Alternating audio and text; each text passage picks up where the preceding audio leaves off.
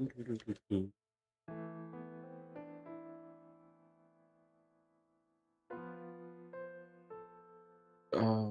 yum, yum, yum, yum.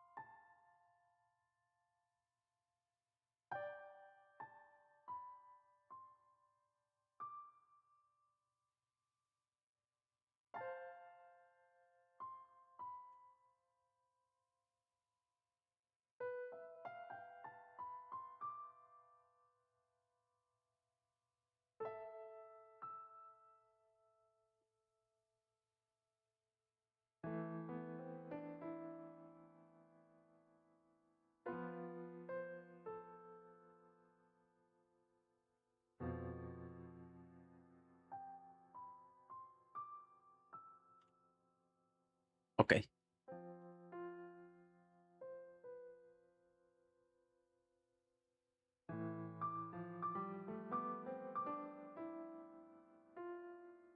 Okay, where were we? Darkness without end. Okay.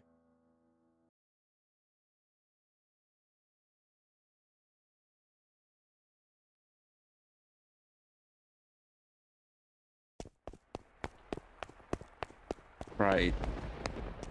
Mel's going to find the girl. In fever frenzy, Mel fled from the mansion.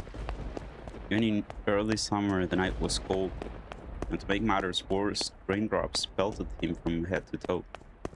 That caused him little discomfort, for a far greater maelstrom of pain rampaged within his breast.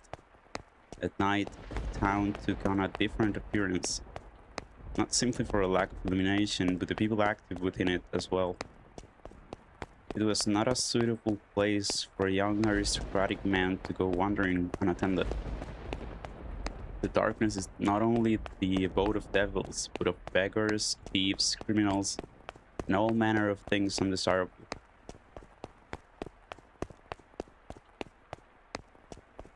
Despite that, he continued to run, knowing not where he was to head.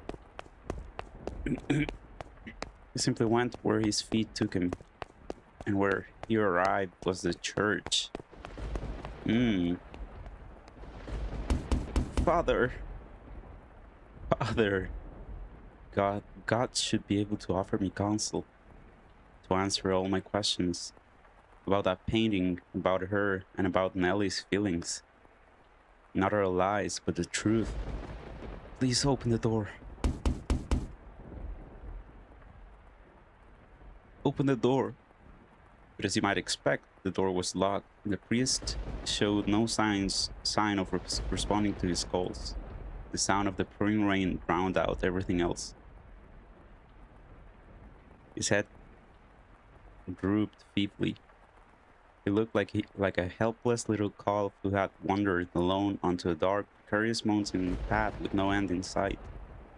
Why? Why won't anyone tell me the truth? All I want is for someone to tell me it's not true. Have I sinned? No, I didn't know anything. I didn't know. No, no, none of it's true. So I haven't done anything wrong. I am not a fault, am I? Nevertheless, his sister's claims and her laughs continue to echo within his head. If he truly believed it to be false, he would have gone to look at the painting. That he could not was an indication that uncertainty had a stronger grip on him. Fragmented images of a white-haired painter fluttered through the back of his mind, but he desperately shoved them aside. What good is the church? The church? What good is theology? What good is God? I... Something moved near the boy. It stood immediately behind him and grasped his light dressing gown. He had been so consumed in his own world that he had not noticed the person's presence until they were close enough to touch him. What? Who are you? Standing there was a beggar dressed in tattered rags. Still begging at the church? The hooded beggar tentatively extended his hand toward Mel, pleading for relief with sad, slender fingers. Were he a generous young man, Mel would have given the beggar something. Were he generous, of course. Lord, get your filthy hands off me. I don't have a damn thing to give you right now. Don't you dare touch me. Suddenly, suddenly, the beggar's head turned upward. My eyes catch the beggar's. Her hood fell back, revealing a hairless head. Oh my god, it's hair! uh, why? And a pair of red eyes gazing bitterly, though with a familiar, distinctive glimmer at Mel. Red eyes. She immediately covered her face and turned to run. It can't be. The beggar that's always been here was a... You said yourself that they would not survive much longer. How could you be certain she was that same beggar? Wait for me. Perhaps, as someone of such high social standing, all beggars appear the same to you? Or perhaps you wanted to believe your meager generosity made a difference, that you did something of value. I will not say it is wrong to think so. Wait for me.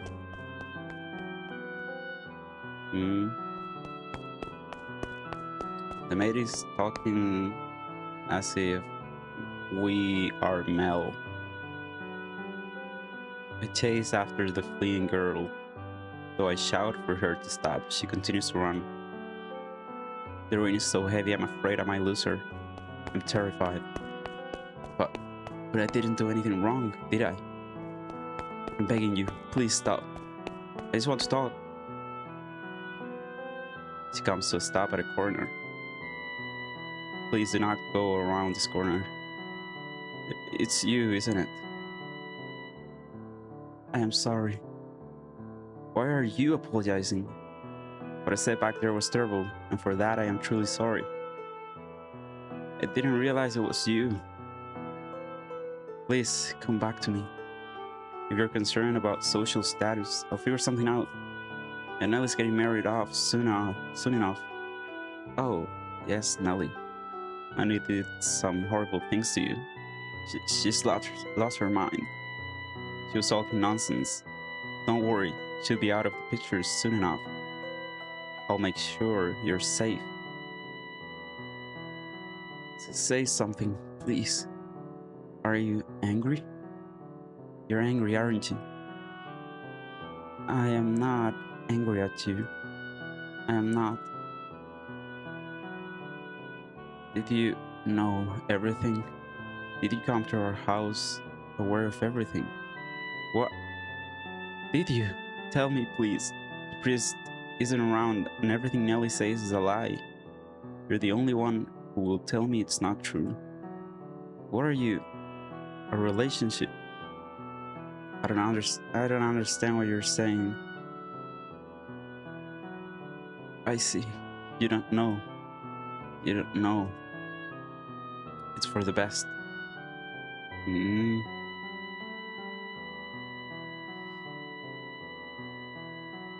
Nellie's the only one who knows, and she'll be gone before long. Everything will be all right. Lord Mel, it's all.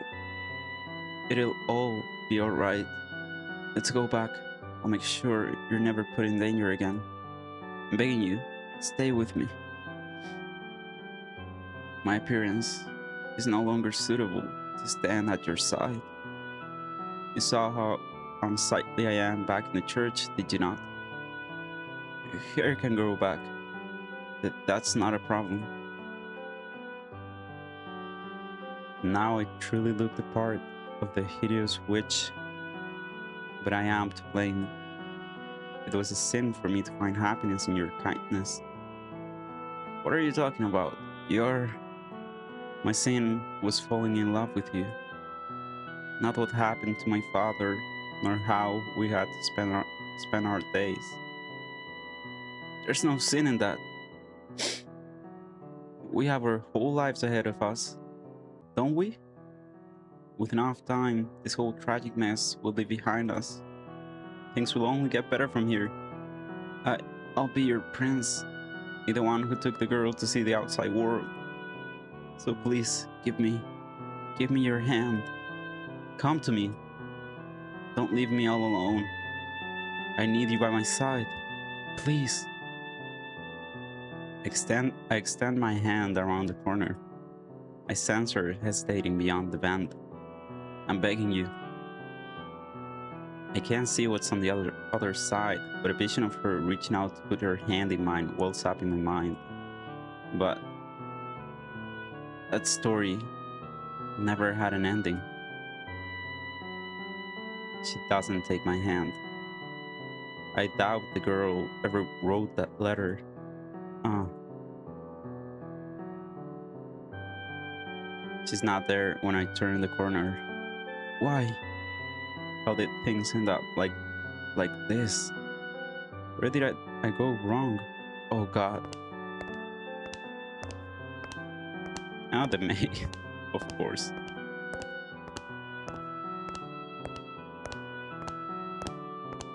Your error was likely your kindness. Thoughtlessly, half-assuredly spreading your generosity. But that generosity came from your own desire to avoid pain, for your own happiness. What should I have done? I can't take this. Everyone was happy.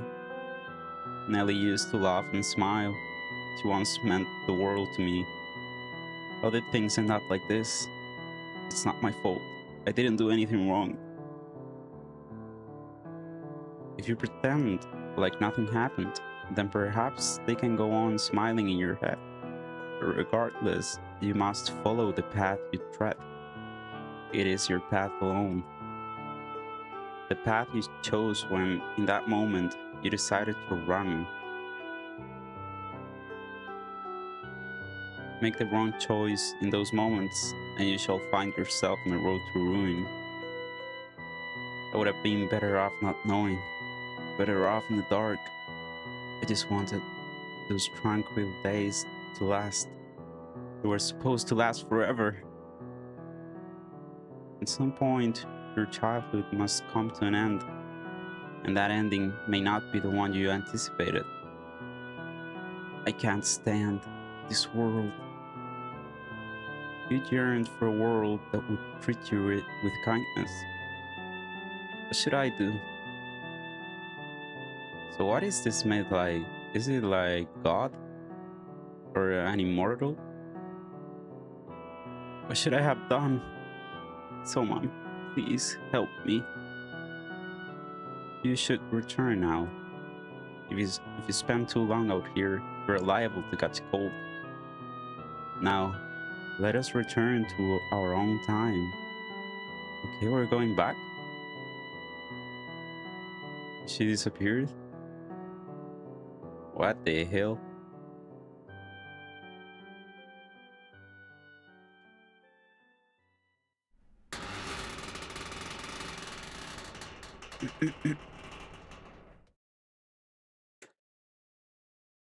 So what happened then? The crestfallen young man faded into the distance, and the decrepit double doors clacked shut. Through the shattered glass, you could see only the ruins of a garden, not a single rose growing within. You had evidently returned from the past. In the garden, weeds grew taller than people. Wait, if you had evidently returned from the yeah, returned from the past. In the garden, weeds grew taller than people. You found it difficult to look at. A wolf howled in the distance. The children, the sea of roses, and the white-haired girl were nowhere to be found. Have you looked into a mirror? You and the maid who called you master were the only people present in the mansion. What happened to them next? I don't know. Oh, master, you would know better than I. Oh, oh shit. My, you cannot remember? It seems this is quite serious then. Worry not, my loyalty lies with you, master. The mansion has witnessed more yet. Let us make our way to the second door. Oh shit. Your hand in hers, the maid guided you back through the kitchen and into the tea room. Her palms were still cold. You felt as though you were clenching eyes.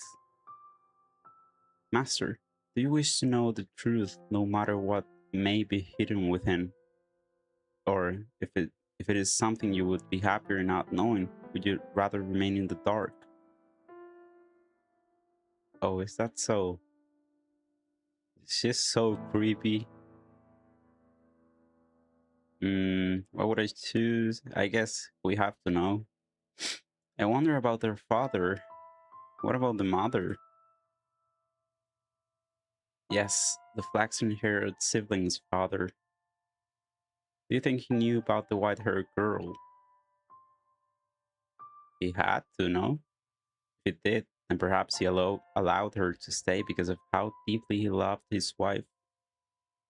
Or maybe because he did not want people to find out about her. I expect he too experienced many different emotions, but those pages of his story remained untold. Their parents likely had a turbulent tale as well, but theirs is not of consequence. To whom? I could not tell you. Mm. You and the maid crossed through the entrance hall, continuing your trek. At some point, the fire in the fireplace had faded to embers, emphasizing the lack of light within the mansion. The maid took a candlestick and lit it in cinders. The small flame illuminated her pale face. On a whim, you asked the maid about herself. About me. I am a maid devoted to your service, master, as I have said. Oh, what was that? You're interested in my name. You flatter me. I truly do appreciate the question, but you are more than welcome to simply call me the maid. Also, it would make me much happier to hear you say my name after you have recalled who you are, master. A subtle smile rose to the maid's face, after which she began to lead you down a first floor corridor. Ah, just tell me everything. Still holding the maid's hand, you passed in front of a full length mirror. Okay?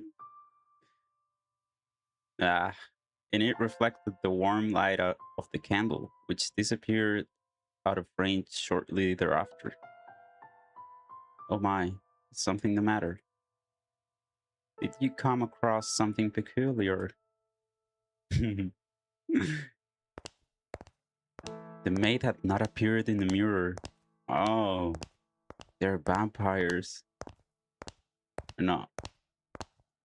What was it that supposedly did not show in mirrors?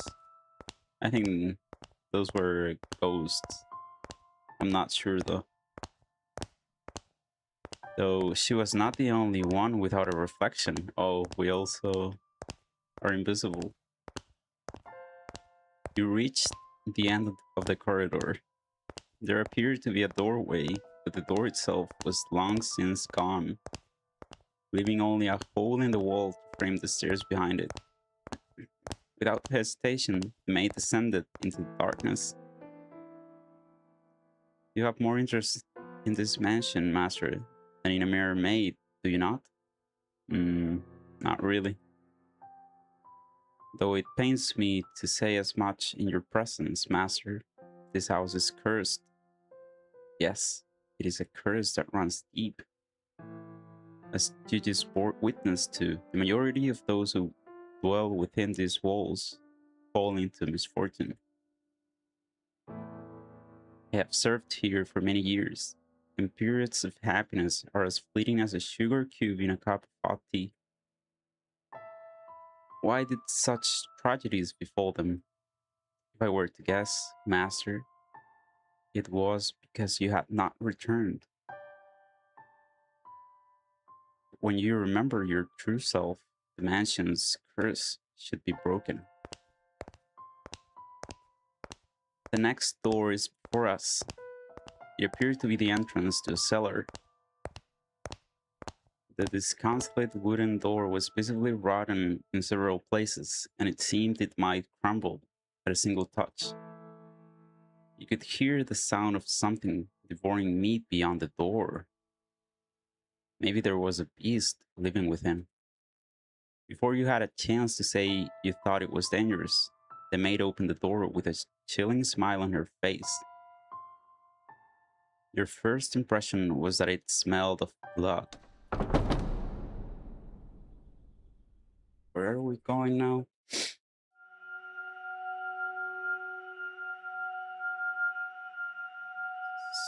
Second door. 1707. Isn't- but that's like 100 years after?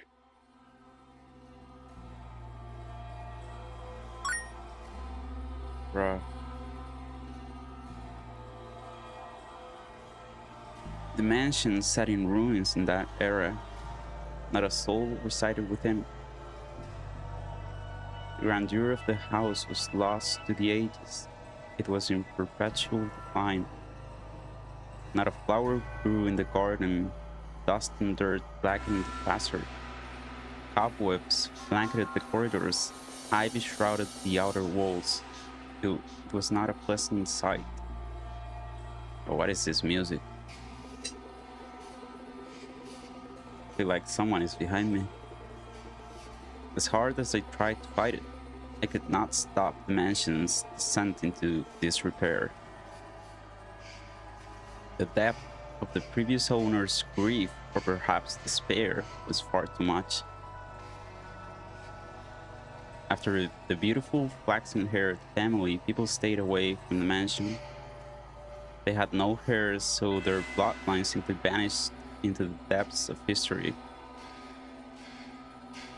It had been about 50 years since the house last had a resident. The forlorn property appeared as though it had been abandoned for centuries, and the occasional villager who stumbled upon it did not remain there for more than a day. My time there was rather solitary. That was perhaps the loneliest time of my life. Everyone who visited the mansion feared it, and it was left without anyone to become its master.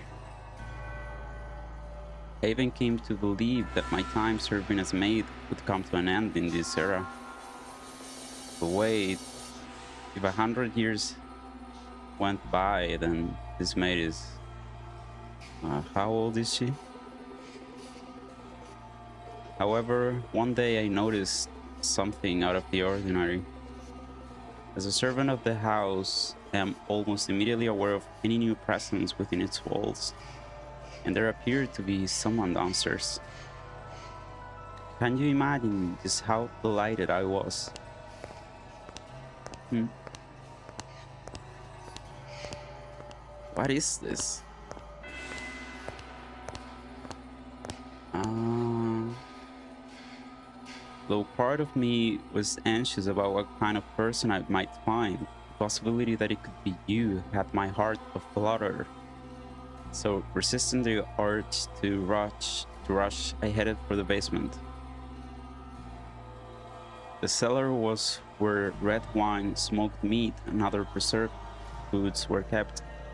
By that point, the wine was practically antique.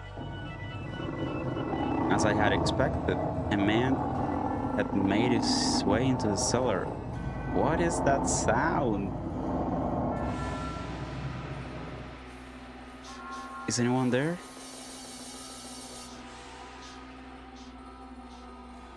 Although I am unsure if referring to him as a man is entirely accurate. What is this? A wolf? What? Oh my, this is quite something. Yeah? Fucking beast? What is that? What the fuck is this?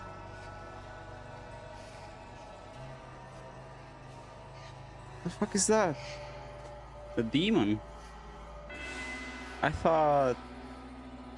Uh... This was like a normal world with no magic or some weird things. The very first thing I sensed was an almost unbearable stench. The odor emanated from the man, heightened by the food he had carelessly rummaged through. Blood red liquid spilled from wine barrels soaked in the floor. Sunken eyes had a piercing wolf-like glimmer in them. His teeth were sharp and yellowed, visible as he ripped into a chunk of meat. He grumbled in a seemingly inhuman tongue. I was looking at a beast. Or perhaps a half beast. I don't think that's half. That was a fucking demon.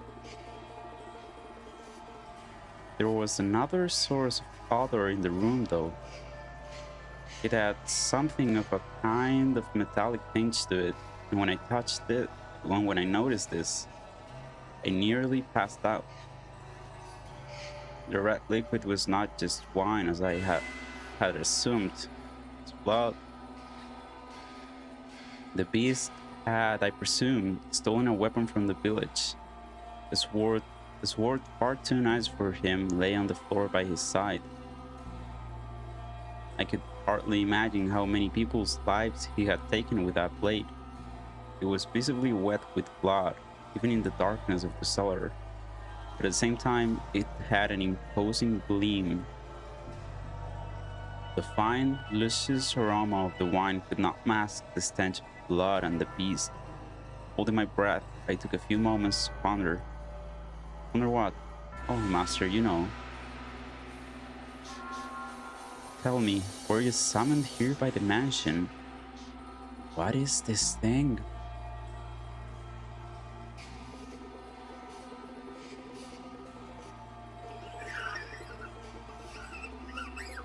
It seems like it.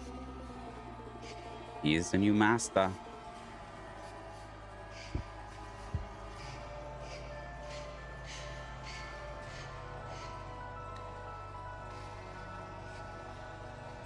Did you come here knowing what kind of place it is? Okay. If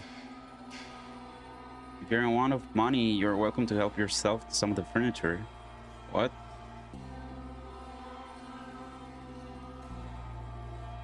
And I imagine the villagers would be willing to welcome you if you dressed yourself up a bit more like a person. Yeah, let's welcome this thing that came from hell.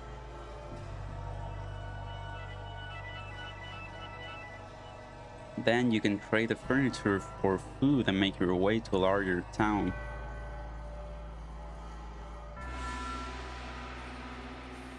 The wolf was able to fool the innocent little girl simply by putting on clothing, after all.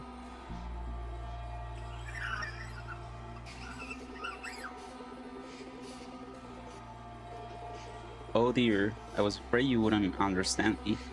What am I to do? I was in quite a predicament.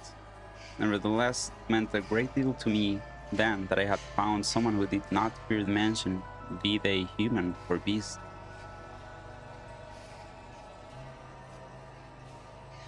So I decided I should give him my assistance, while doing my best not to agitate him. Say, could you perchance be my new master? Of course.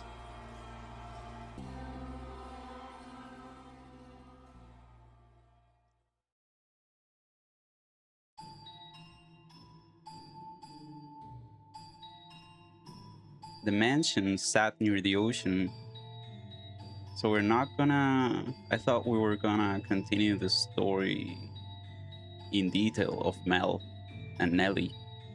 There were no hairs, so that's something, I guess.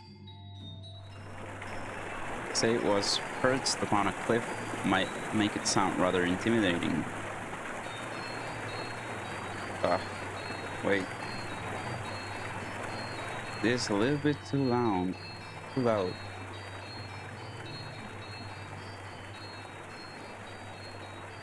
A little bit. Okay.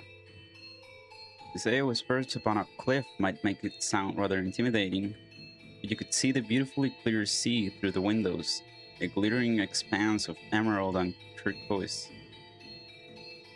If the mansion had been in proper condition, it would have been breathtaking against that backdrop.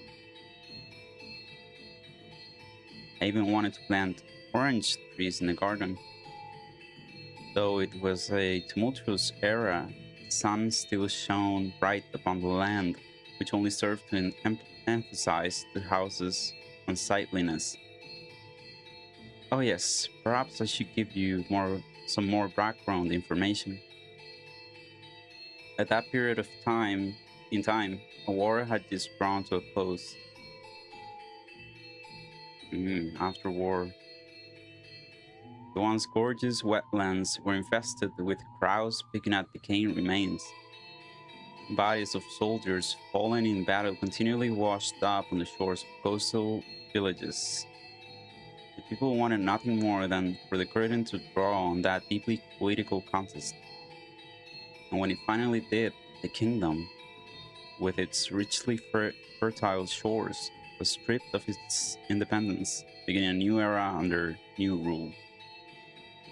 The people were exhausted, their spirits wasted away, and the splendor of the ocean and sky did nothing to help. In my mind, the beast was emblematic of the times, emaciated and enveloped in the scent of blood. The war came to an end. Thus, the beast did not have to remain a beast, I thought. Did he? And so I endeavored to make the beast more human like.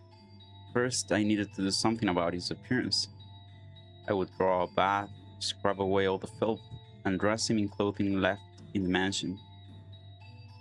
However, having sat unused for 50 years, the majority of garments had been devoured by insects and were of little use. So I searched the mansion top to bottom for anything the beast could wear, heated up some coals, and set to work ironing what I found. At the time, steam irons had not yet been invented. We used plates of iron heated with coals. Plates of iron. What a bother. They somewhat resemble kettles.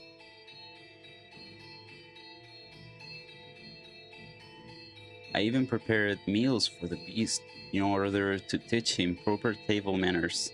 Although with mansion in a nearly uninhabitable state of disarray, there was only so much I could do in the kitchen, and the only supplies I had to work with were what was left in the cellar.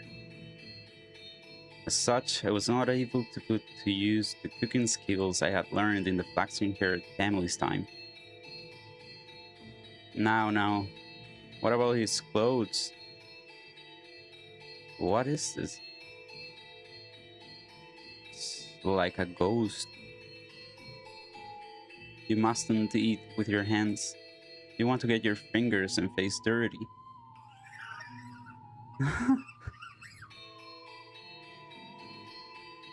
You eat using a knife and fork. See, like this. I feel like I am teaching a young child. Oh, he's angry now. Oh my, what are you holding your head for? The fuck? Oh dear. Perhaps I should be teaching you to speak before table manners. Yeah. Is this thing intelligent? Worry not. We have plenty of time. You needn't act so frightened.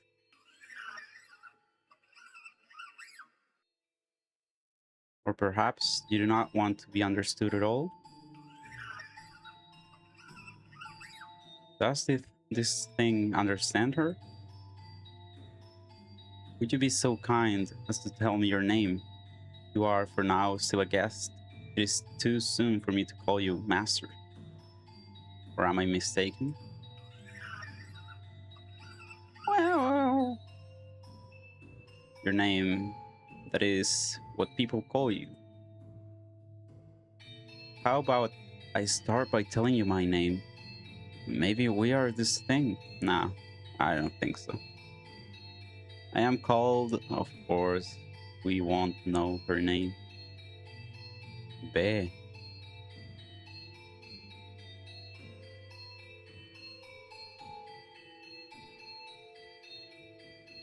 Bestia.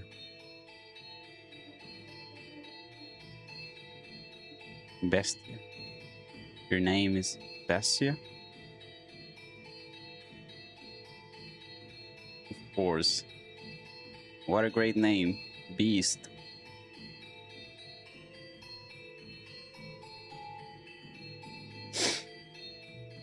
I see. Mr. Beast.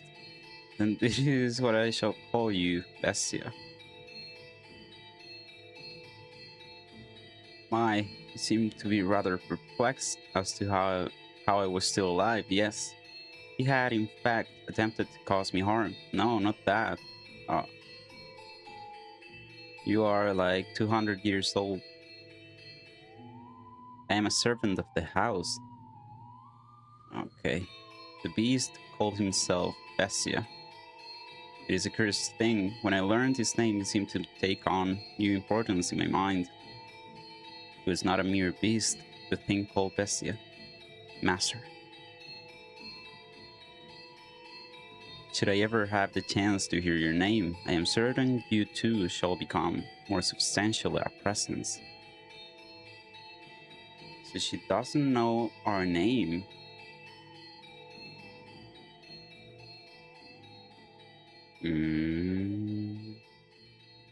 I was thinking we are the white-haired girl from the start, but I think she would have told her name, no?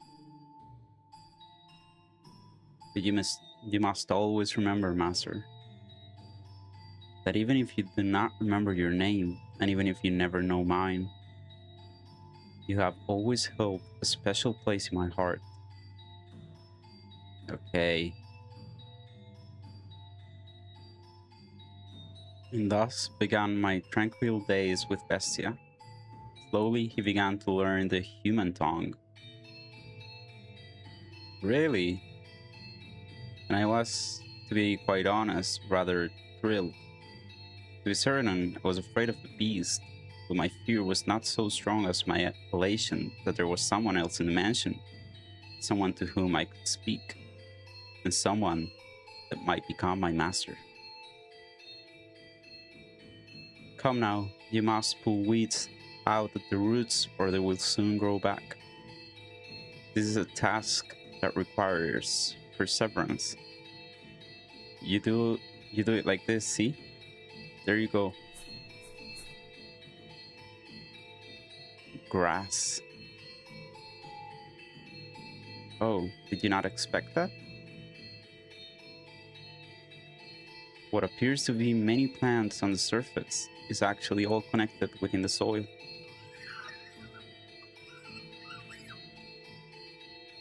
Yes, I agree.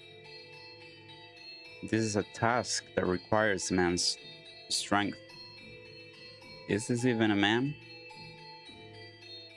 If there were other servants, they could do it.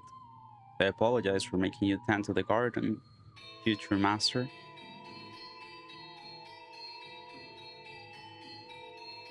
Or perhaps, now that you're all dressed up, they could have made some other art. Do you wish to leave the mansion and find someone to fool, as the wolf did the sweet little girl? Have you no interest in remaining in such a disheveled house? P. Go on. Not want to leave. Oh my, is that so? Well, now we have a pet. Great. If you wish to stay, then I shall not stop you. On the contrary, I will gladly attend to you. I am waiting for the person who is to become my master. Forever waiting. I should be able to watch over you until the day you depart this world, old and wrinkled. Do you not believe me? What are you? Are you interested in becoming the master of this house? Will be. I have to wonder if you know what you are saying, although it matters little whether you do or not. Oh my, look at that. Now this brings back memories. This is called a rose. Do you know what a rose is? It is a type of flower. Not know. Do not know. I see. Then allow me to teach you. What you have here is not a real rose. The real roses wilted and are sleeping in the soil. This is called an accessory. It is something women wear. What was it that Nelly had? A rose necklace?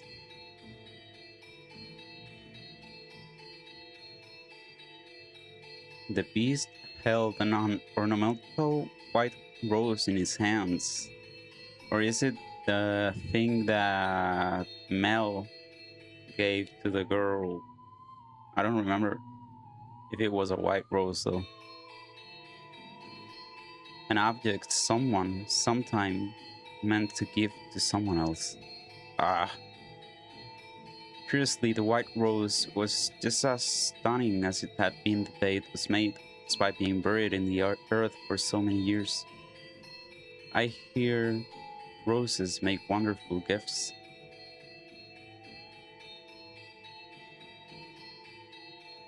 He stared intently at the decorative rose. I had presumed the beast would either discard it disinterestedly or destroy it. But much to my surprise, Bestia held it gently in his hands as though it were something precious to him. Are you, perchance, considering giving it to me? So you are not. Very well. Is there someone else you would like to give it to? In that moment, a thought floated through my mind.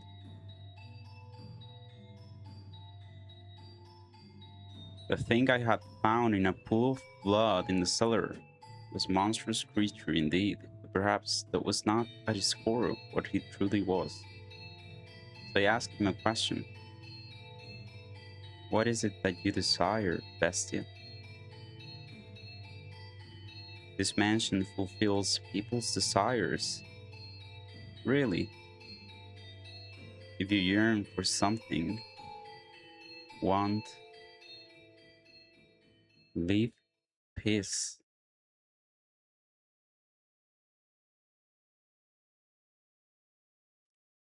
Hey, so is it someone we know? Maybe. Look at that filthy thing. Beast. It's a beast. It's eating goddamn sand. You really that hungry? Beast, you foul creature. Stay the hell back,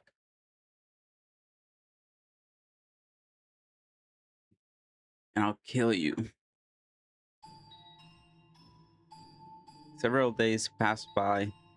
As Bessie began to act more like a person, the mansion followed suit, slowly becoming more habitable, though not yet back to its former glory. No flowers grew in the garden, but neither were there weeds infesting it. The dusty corridors, shattered windows, rust-covered kitchen gradually returned to their proper states. Bestia learned how to change his own clothes and how to draw a bath. No longer did I have to wait on him hand and foot. He could take care of a number of things all by himself. What we lacked for food, he acquired in the forest. Never did he go to purchase supplies from the village. Rather, he captured hares and gathered herbs hidden in the overgrowth. They were days without incident, and though such a life may be one for excitement, this is something that you mustn't take for granted. Those who have it cast it aside find the leisurely flow of time dull. Only those who have never experienced it truly know how precious it is. Bestia appeared to be content. He wore an expression of solitary serenity. Someone, is anyone there? Merchant. And then one day, a crack formed in the uneventful tranquility. Is anyone in there? Since everyone in the mansion ends up with misfortune, then what will happen to the beast is gonna go crazy and kill everything, right? Is anyone in there? Can you part with some food? Hell no. I don't need much. The merchant is asking for food. You gotta pay. Some food and water. Just a little. That's all I need.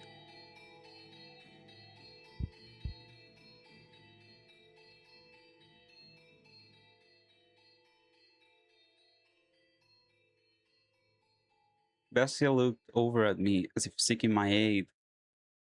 Ironic, no? It was a visitor who was truly in need of aid, right? I pondered it for a few moments, deciding that I could not seem to turn away someone calling upon the mansion. Right.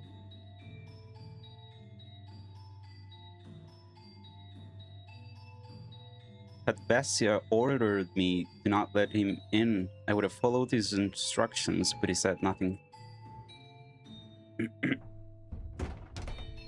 Oh. Oh, thank God, someone's here. I was afraid it was deserted. You said you were in need of sustenance.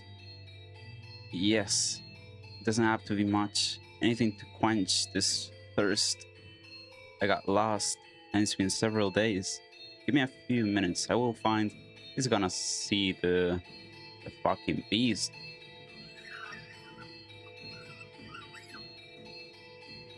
Let him in. Wait, you can talk properly now? A firm, deep voice came from behind me. I was quite startled.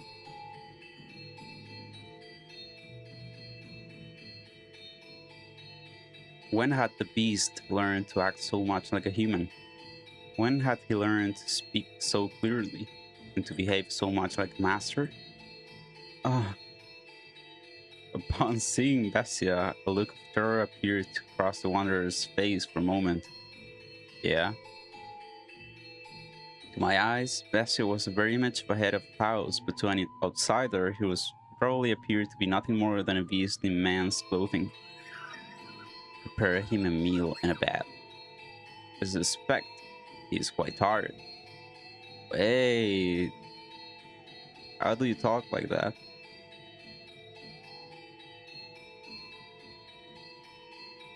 Thank you very much.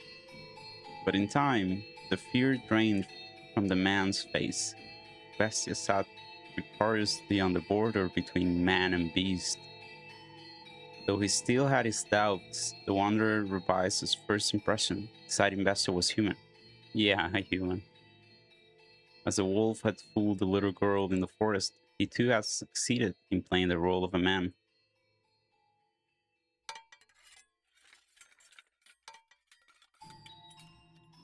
I thought I was a goner for a while there. You really came to my rescue.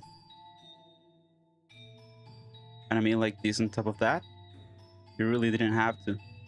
So I guess that's not an appropriate thing to say as I'm eating. What kind of meat is this? Human meat.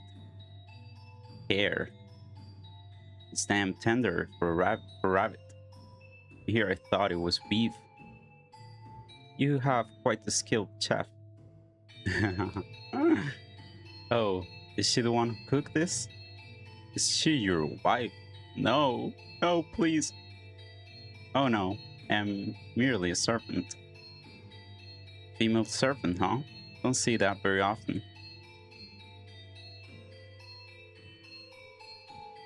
This mansion's just full of surprises. I can hardly believe it.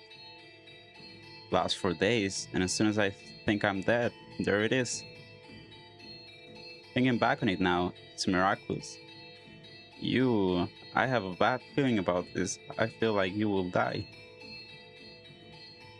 But why are you two living alone in a house on a cliff? We. Oh, I beg your pardon. Asking so many questions without telling you about myself. My apologies. Just a little too excited to finally see other people. I'm a merchant. I do international trade. Until a few years back, spice exports pretty much all came from one place. But now that we've established trade routes of our own, my country is fighting tooth and nail to push its exports.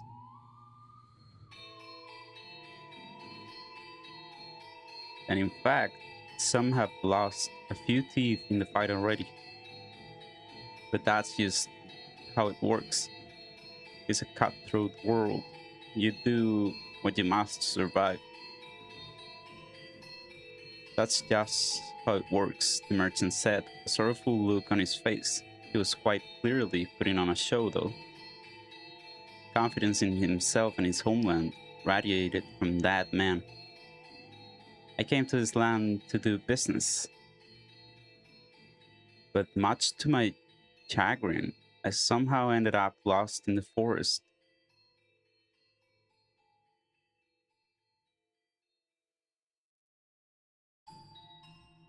Had I wandered around for much longer, I'd have lost the chance to ever see my beloved again. Your beloved? Yes, sir. I'm constantly out on business, so we only get to see each other a few times a year. But she always waits for my return. I'd like to introduce you to her if I ever get the chance. She's a pretty girl, not especially striking. Is that so?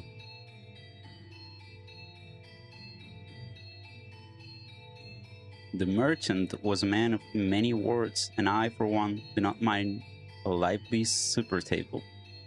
Though I know not how Bessie felt. At the very least, I was glad we had invited the wanderer into the mansion. He was, after all, holding a proper conversation with someone, and he seemed to be having success concealing his piercing, beast-like gaze. However, all right, I stopped by the village before entering the forest, and I heard a bone-chilling tale there. There's a beast.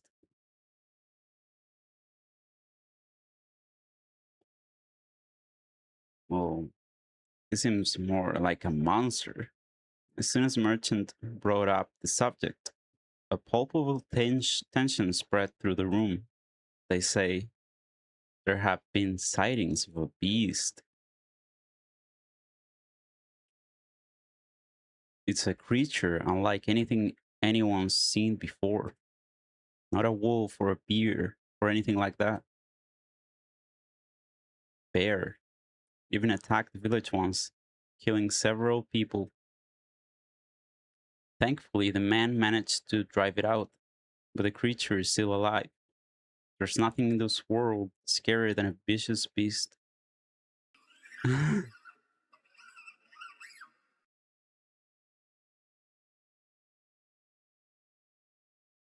But, what is this merchant? Is he dumb?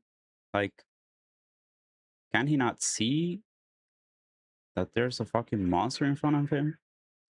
So you should keep an eye out. Wouldn't want to accidentally let a murderous beast into your home.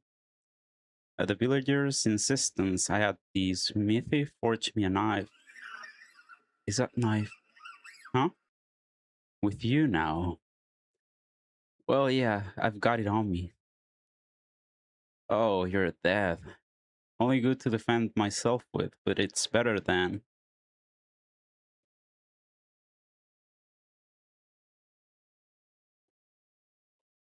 that knife. You brought that knife. You're here to kill me with that knife. What? You're going to stab me again and again with that knife, like they did last time. That's why you're here, isn't it? What? What are you talking about? What's gotten into you? Stab and stab and stab. Calm down. What are you so worried about? I'm not going to hurt you with this. Maid, you have to do something. What did you just say? Interesting. Ah. I like to imagine that before the wolf ate the poor little girl, he said, "Is this what I always look like?" That beast. What's your problem? What's wrong? Talk like a human. It's me. Stop, stay back. I'm getting closer and I'll stab you to death. You act like you only just realized I'm a beast.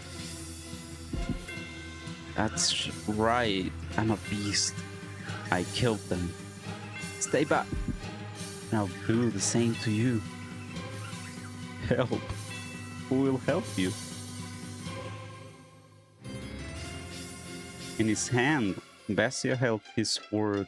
Perhaps it had been hidden under the table, or maybe behind his chair. Regardless, it was as though he had expected this to happen. The merchant kicked aside a chair, attempting to flee, but Bessia closed the distance in an instant, knocking him back.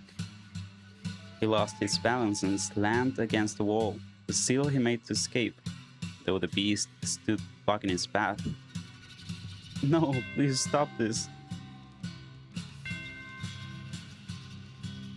Don't kill me.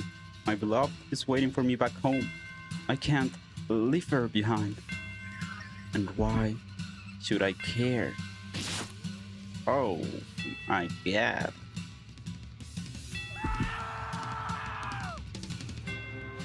The hell is that? A dreadful scream echoed through the dining room.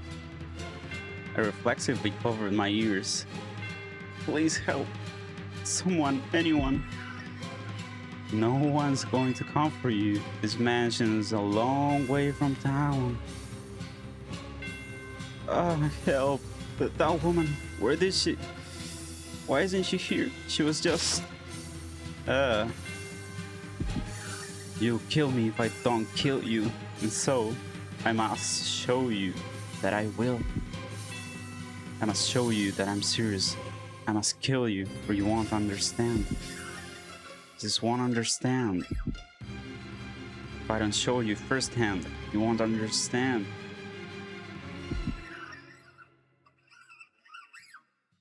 I'll make you understand. I'll make your flesh and bones understand. Kill. I'll kill you. I'll kill you. Damn. He's resistant. How is he not dead yet? Kill you. Monster. That's right. I am a beast. Great. Our first visitor.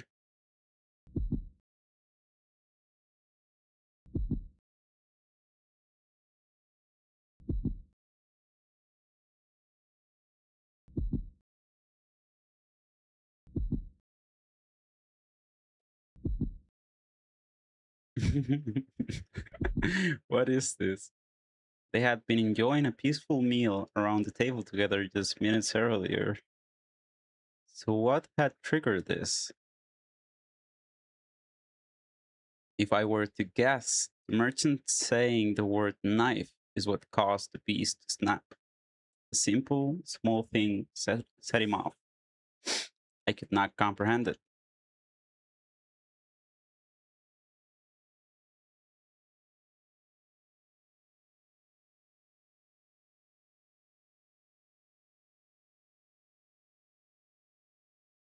What the fuck is that message?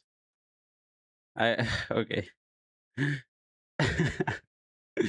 Bestia, who had said he wished for peace, was staring down at the ravaged corpse of the merchant with a look of ecstasy on his face. Master, can you understand how he felt? No. Even just for a little? No. Did he not yearn for peace, but for slaughter?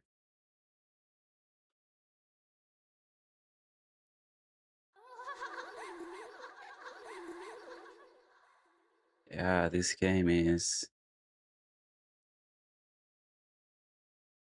Oh, I don't even know if I should call this a game. It's more like a book. Who is this now? Pauline. Alright, that does it for today's shopping. Oh, the beast is gonna go crazy.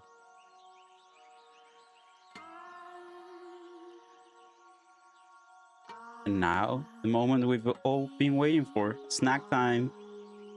There's nothing better than having a ham sandwich in the park. Thank you. Or was it Manga Gamer? Oh dear, maybe I should lower my voice when I'm talking to myself. It's so nice out, I just can't help myself. Does the weather have anything to do with talking to oneself? Not important. Food, food. Or you're gonna die. If you were here, it would taste even better. Oh, it's the merchant's wife, I guess. I'm sorry. I wonder when I get to see him next. Pauline, Pauline. The mother. There you are. Oh dear, what's got you so frazzled, Mom? Oh, Pauline. Oh, you gotta deliver. Deliver some great news. What is it? Did something happen? What's the matter, Mom? Mom. Pauline.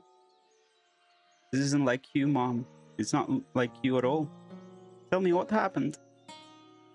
I told you to stay away from men who trade. Yeah, why would you be with someone that you see like 2 times a year? Huh? Oh, Pauline, my dear daughter. Why must God be so cruel to such a sweet girl? You're hurting me, Mom. Don't squeeze so tight. What's gotten into you? Listen carefully, Pauline. You must be calm and hear me out, understood? Your lover, the beloved man you wait for, is dead. Great. This mansion is great. We should just burn this place down. The beast's humanity began slipping away from him after that encounter. He had returned to the thing I had found in the cellar. Um, Actually, he prowled the mansion's halls looking more barbaric than ever. Yeah, destroy all this shit. Despite all the effort he had put into learning to act like a human, he now ripped the velvet curtains off the wall, howling shrilly. Really? Stomping back and forth through the walls, through the hallways, and ravaging the garden. I watched him intently, though from a distance. Bestia was not merely a beast, but an out-of-control, bloodthirsty beast. Just a few days ago, we had been tending the garden together, but that was no longer possible. I was quite disappointed. Eventually, Bestia discovered my hiding place. Oh, she was hiding. I had not felt regret in a very long time, but I felt deep regret in that moment. More. Don't have enough. Not enough. I need more. I need more. I must satisfy these urges. You're saying peace was not enough to sate you.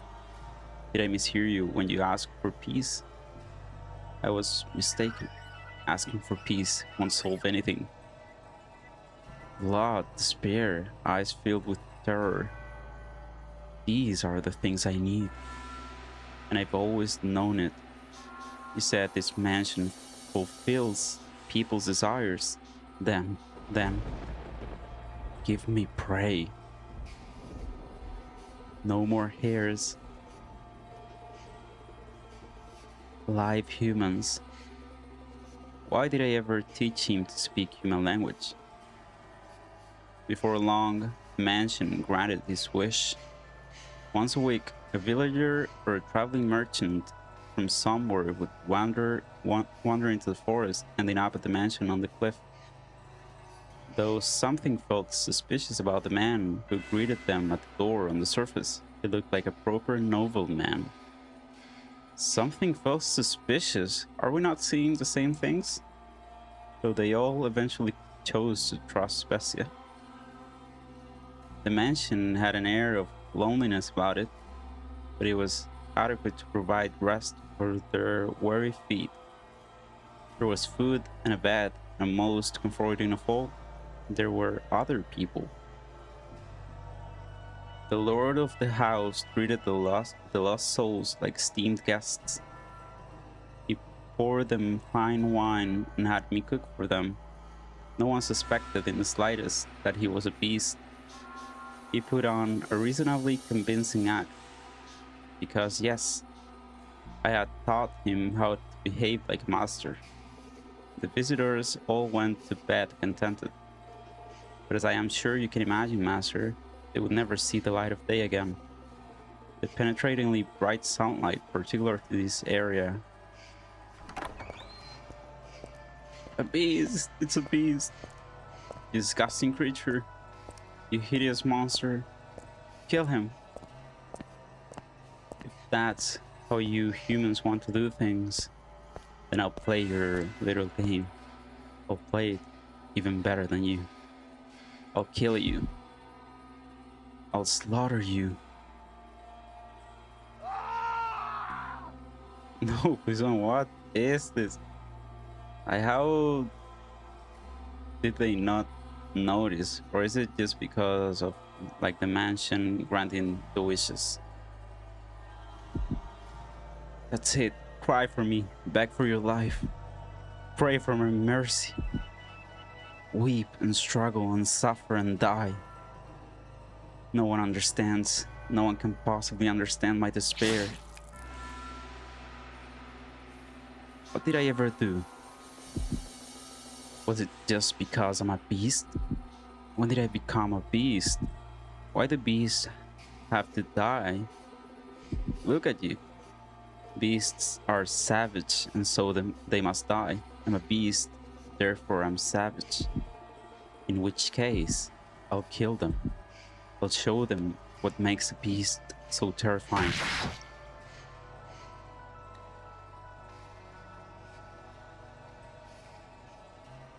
Moonlight crept through the torn velvet curtains, shining down upon the blood-soaked beast. It was a sight that would incite terror in anyone.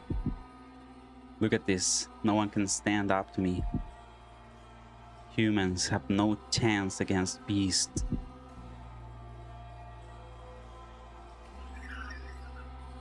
More. I need more.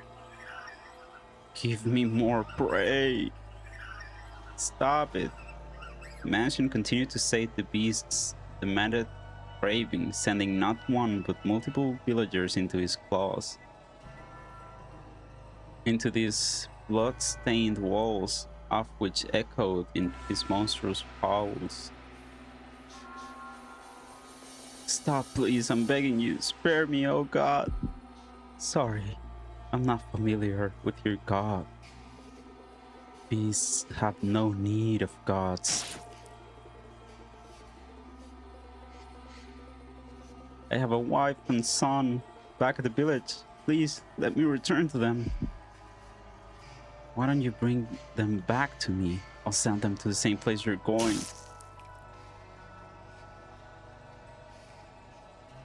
I am with child. Please let me go. Are you now? In that case, I'll kill the baby first. Is this the beast?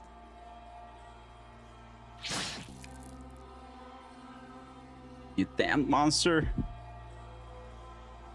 That's right, I'm a monster. And by killing, no one can defy me. I have to show the world that I, the beasts, are the most frightening things on this earth. The beast began to change his style, making sick banquets out of his kills. Some days he would tie his guests up in the cellar, playing with them for hours until they finally died. Some days he would drain them of their blood and bathe in it. Some days he would spread them out on the table and feast upon them. Every week, another atrocious party. He did everything imaginable. As a faithful servant of this house, I'm confident I can do most anything I am asked. Though you can surely imagine my surprise at having to use the cooking skills I learned while serving the Flaxenherd family to do that. I can only wonder if it actually tasted any good. Oh. Bestia's peculiar sword that was always with him were his twisted banquets of self-gratification. However much blood stained it, it never lost its sheen. It was as though the sword drank of the flesh of humans. Master, can you imagine just how wretched I felt? I thought she was crazier than that. The mansion, once a beautiful sight to behold, reeked of death and acrimony.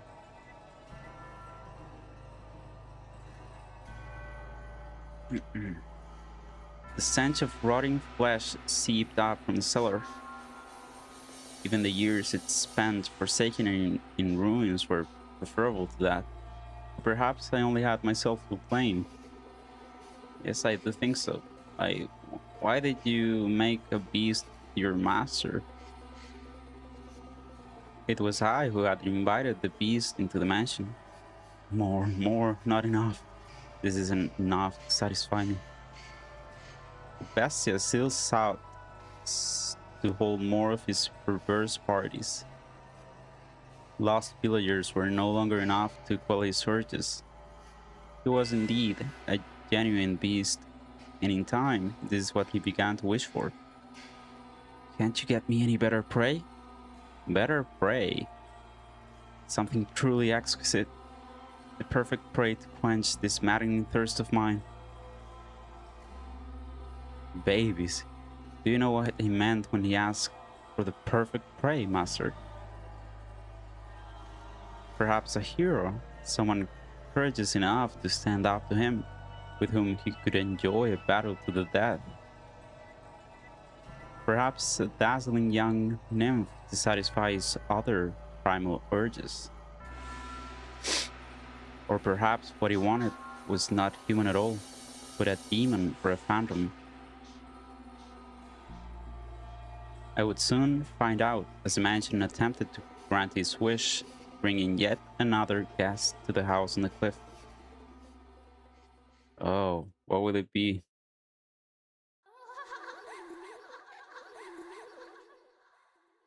Actually, it's just an hour. I'll do a little bit more.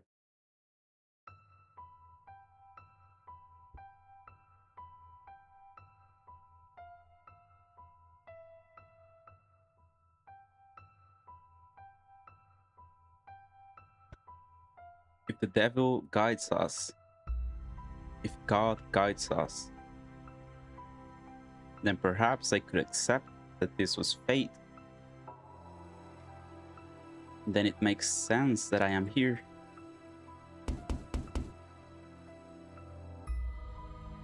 Is anyone there? I've lost my way. Would you please be so kind as to spare me a little food? Ah, there it is. There comes the poor little offering.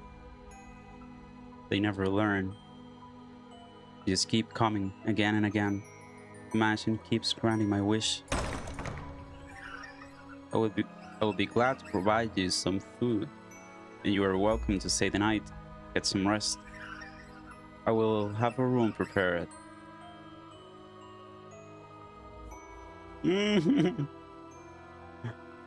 Oh my god, what are you doing here? Then I suppose I shall take you up on your generosity. What are you doing here? Why do you look so young? I have been wondering for a very, very long time. What was that, master? You recognize her? Yeah, I imagine you would. That white hair, those red eyes, skin the color of freshly fallen snow, and that flawlessly beautiful visage. You could not possibly mistake her for anyone else. And no, it is not someone who happens to resemble her. I can understand why you would be surprised, master.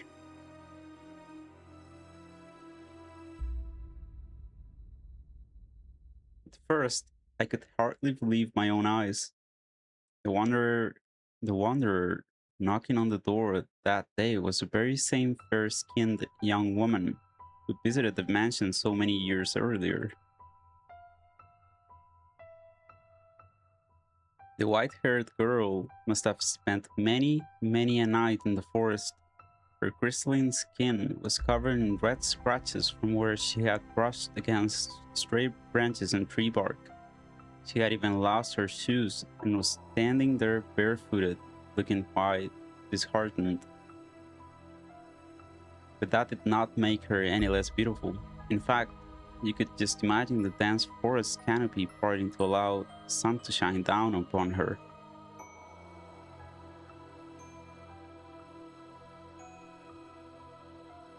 The beast appeared surprised by her angelic beauty as well. It seemed as though all the madness drained from him in that moment.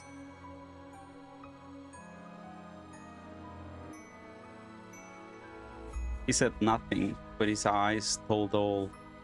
He was entranced by the sight of her ruby red irises and her pure white hair.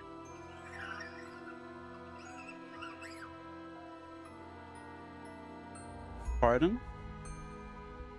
I am a beast. This is what I asked for. Something to quench my thirst. You're allowed to be happy. But as I said, it was only for a moment. So rejoice. Imagine just how gratifying it will be to see such a beautiful woman writhing in the throes of death. Follow me. I will have a bath drawn as well. And once the moment had passed, the beast was barely able to contain the wellspring of madness within himself. He wanted nothing more than to run his sword through the white-haired girl that very instant, to torture her, to defile her.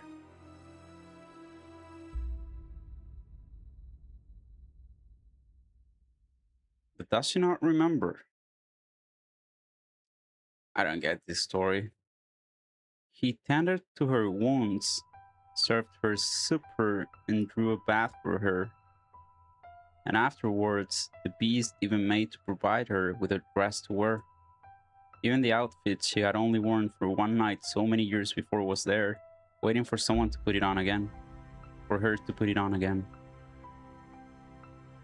He said she could choose anything she liked.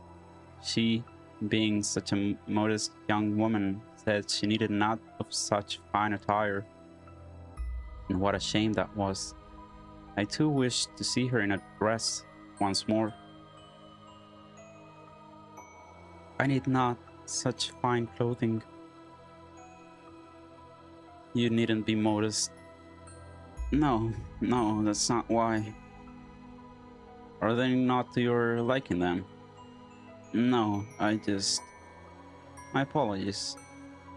You are very generous. Foolish girl. Smiling and calling me generous. I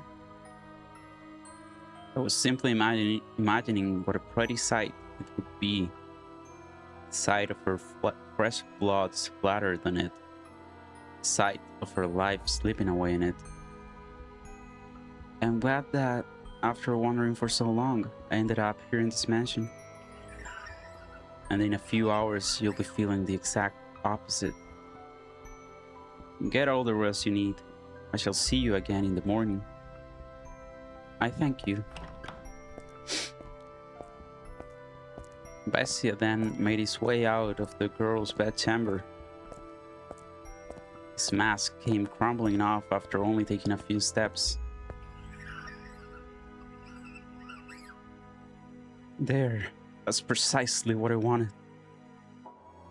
Just imagining how such a beautiful woman will scream. How she'll beg for her life. Hey, are you there? The mansion has given me the perfect offering. Hey, is she not here? The maid. Someone there? Yes, I came by to ask if there was anything you needed. I cannot offer you anything extravagant, not like before. Oh, like before. But I am here to provide you with anything in my capacity. I appreciate the offer, but I need nothing. Does she remember or not? Being allowed to stay the night is more than enough. Do you work here in the mansion? Okay. Yes, indeed I do. I have been here for a very, very long time. A very long time.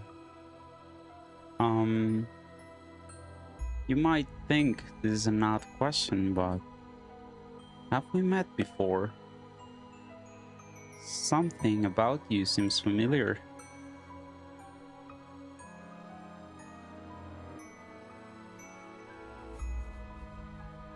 And I get the feeling I have been in this mansion before. Yes, we have met. It was quite some time ago, though. When was it? I It was an unimaginably long time ago. Do you remember a boy and girl with flaxen hair? Flaxen hair. I apologize. My memory fails me. Do you not remember me either? I see. You should probably not push yourself to remember then. So has this been repeating? Like, this girl comes, she doesn't remember, and then this girl shows the past or something like that, and the cycle repeats? There were joyous times, and there were less than joyous times. Would you be so kind as to answer one question? What might your name be? My name... My name is XXX. I see. So you are again. Or she's a witch. Again. You should get some rest. I will make tea for you in the morning. Also, go on, close your eyes.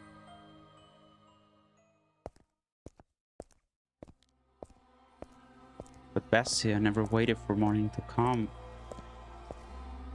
Okay, I think I'll have to leave it here. Let's save. Let's save, let's save.